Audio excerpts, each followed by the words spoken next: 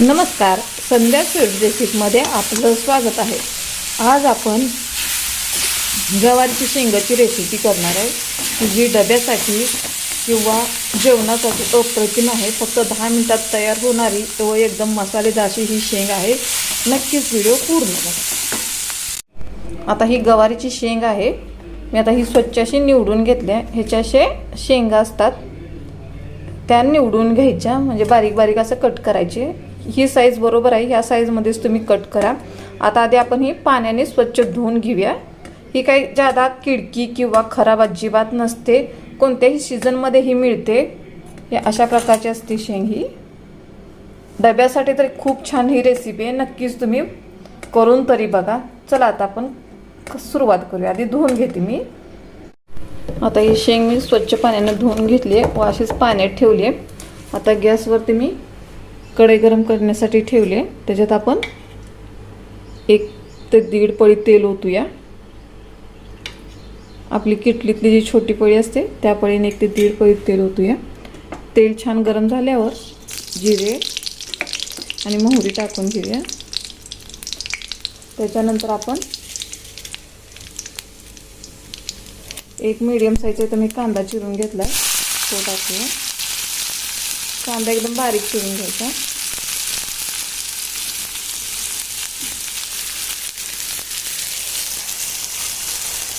आता हा छान भाजून घ्यायचा तेलामध्ये।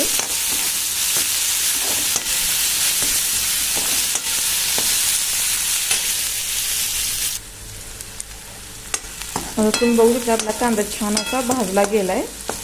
आता आपण याच्यामध्ये 1 टोमॅटो टाकून घेऊया। अशा प्रकारे जर तुम्ही सुकी गवारीची शेंग केली तर सर्वांना न आवडीने देखील आवडीने खातील व डब्याला देखील फिश मागतील। आता आपल्याला कांदा आणि टोमॅटो चांगले एक जीव किंवा मिक्स होईपर्यंत भाजून घ्यायचं। त्याच्यासाठी आपण थोड्याशा ज्यात मीठ टाकून घेऊया, म्हणजे लवकर होते। साधारणतः फक्त एक कांद्यापुरतीच टाका, टोमॅटो आणि कांद्यापुरती मीठ। आता हे मिक्स करून साधारणतः 1 2 ते 3 मिनिटात छान असं शिजला जातं आपला कांदा टोमॅटो।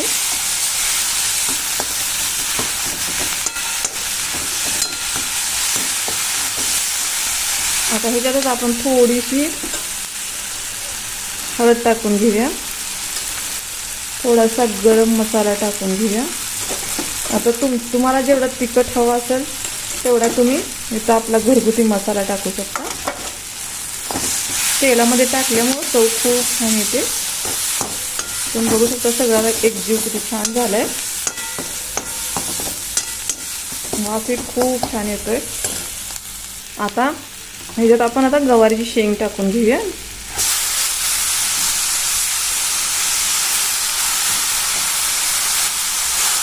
आता मिक्स करून घेऊया।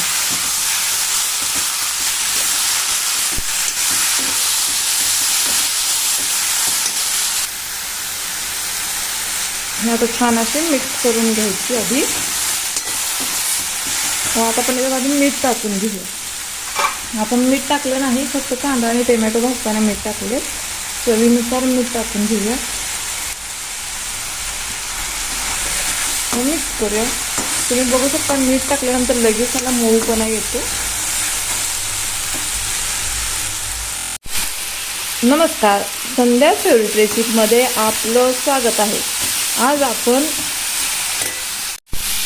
ह्याच्यात थोडंसं पाणी टाकून घेणार आहे। शेंग बुडेल एवढं पाणी टाका व झाकून ठेवून याला शिजवून घेऊया, म्हणजे एक फक्त 5 मिनिटात ही शिजली जाते। छान असेल तर शिजवून घेऊया आपण। तुम्ही आता बघू शकता पूर्णपणे आपलं हे पाणी आटलंय। आता आपली ही शेंग तयार झाली आहे। मात्र आपल्याला त्याच्यात शेंगदाण्याचं कूट टाकायचं आहे। ते आवडीनुसार तुम्ही कमी जादा करू शकता। शेंगदाण्याचं कूट टाकल्यामुळे छान अशी एकजीव होते। अशा प्रकारे तयार झाली आपली ही गवारीची शेंग।